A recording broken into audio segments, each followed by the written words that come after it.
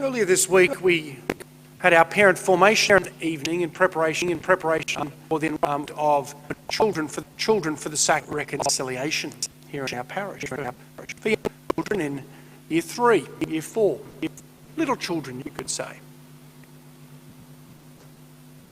And sometimes people have this idea that the sacrament of reconciliation is something really for little children. And unfortunately, in many places, the sacrament of reconciliation is probably received mostly by children today.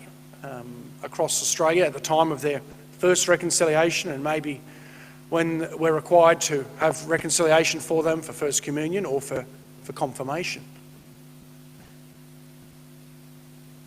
And through the sacrament of reconciliation, Jesus comes and he prays a prayer, as we hear in this gospel, for the little children.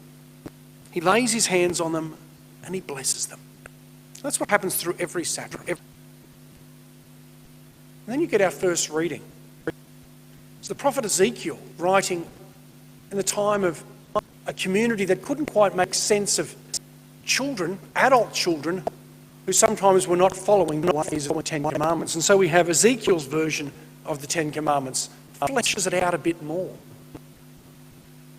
The path of reconciliation we introduce to little children, not because they're the greatest of sinners, but it's a path of mercy.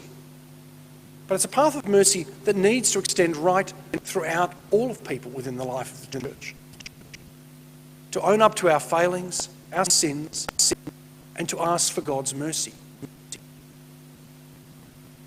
Part of that is to recognise the fact that God works through some people in some contexts.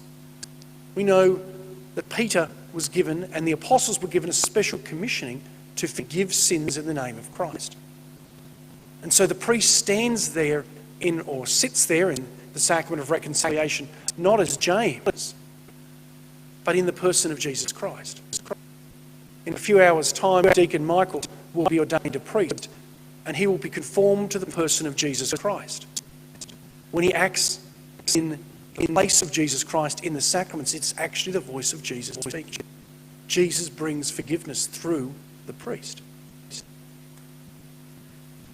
I'd like you to think today, both here in the church and those watching online, how we can encourage people to come to the sacrament of reconciliation as adults.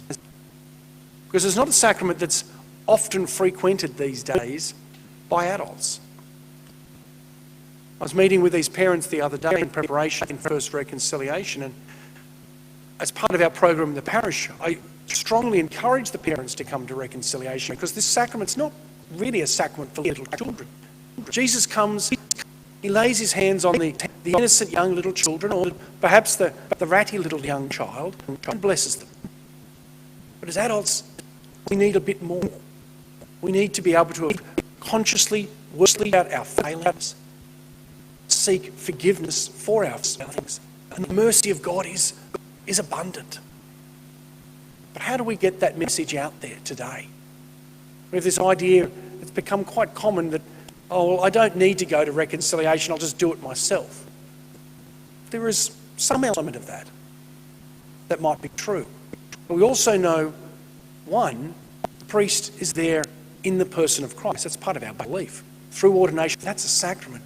And when the priest is standing there in the sacrament, or near there in the sacrament of reconciliation, he's there in the person of Christ.